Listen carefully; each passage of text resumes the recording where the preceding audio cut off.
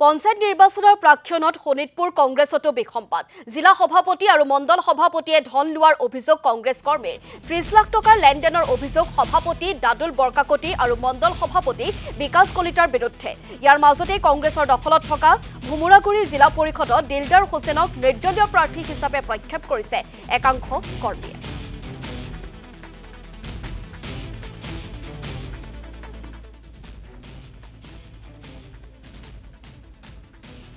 বিভাজনটো আমাৰ নেতৃত্বৰ ভুলৰ কাৰণে হৈছে তেওঁলোকে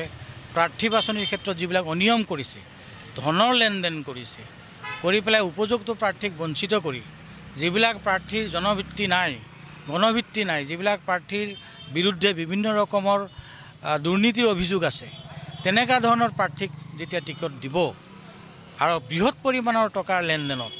তেতিয়া আপুনি সাধাৰণ কৰ্মীসকল যিসকলে আমাৰ